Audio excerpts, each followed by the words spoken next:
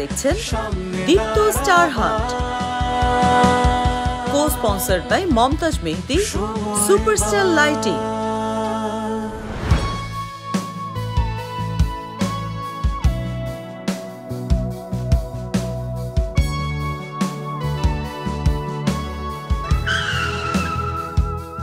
And guess what guys, আজকে আমাদের এই ভেরি স্পেশাল এপিসোডে আমাদের সাথে আছেন আরো একজন সম্মানিত অডিশন জুরি, নাজনীর হাসান চুমকি আপা।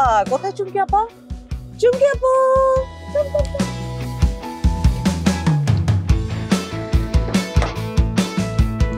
ওকে চলো চলো চলো। এই তো ভালো। আজকে আমি তোমাকে নিয়ে ঘুরবো। Thank you. চলো আমিও ঘুরি। গল্প করবো।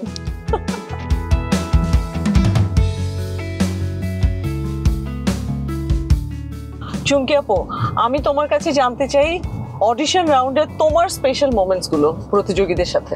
আসলে অডিশন রাউন্ডের প্রায় প্রতিটা মুহূর্ত ছিল আমার জন্য একটা আবিষ্কার, একটা আবিষ্কার।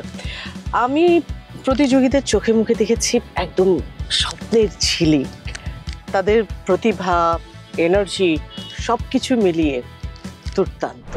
আসসালামু আলাইকুম, আমি রাইসা সুলতানা, আমি খুলনা থেকে এসেছি।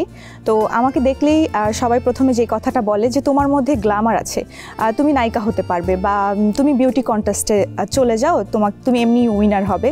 তো এই যে পার্সপেক্টিভটা আমাকে নিয়ে, এইটা আমি ভেঙে দিতে চাই বা আমার মধ্যে যে প্রতিভাগুলো আছে এটা আমি দেখাতে চাই বিধায় আমি দীপ্ততে এসেছি।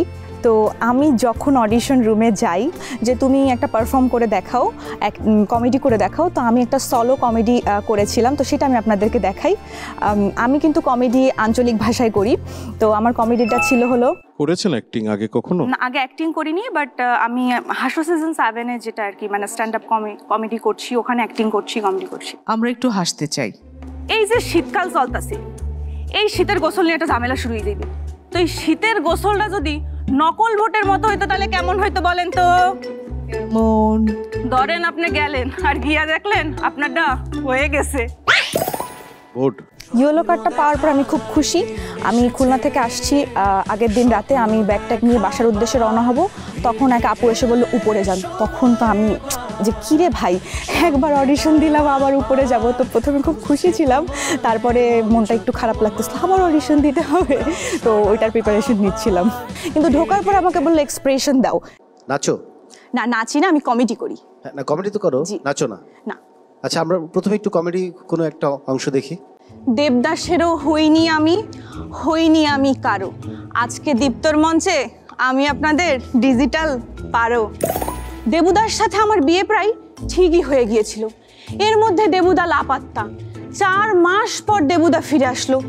দেবুদাকে দেখে আমি জিজ্ঞেস করলাম, তুমি কোথায় ছিলে দেবুদা, তুমি কোথায় ছিলে? দুঃখটা দেখো, দুঃখে জর্জরিত একেবারে। আচ্ছা, আমার কি কোনো দুঃখ নেই? না না, এত জোরে না, ডায়লগটা অনেক লো থেকে, একদম সামনে ক্যামেরা, ঠিক আছে? আচ্ছা, আমার কি কোনো দুঃখ নেই? আমাকে কেউ বুঝতে চায় না। এই যে দীপ্ত স্টার হান্টের অ্যাঙ্কার, ঠিক আছে? অ্যাঙ্কার, এটা তুমি শুরু করবে, আমরা দুজন এখানে কন্টেস্ট্যান্ট গ্র্যান্ড ফিনালে হচ্ছে। আসসালামু আলাইকুম, আমি রাইসা সুলতানা, সবাইকে আমন্ত্রণ জানিয়ে শুরু করছি দীপ্ত স্টার হান্ট।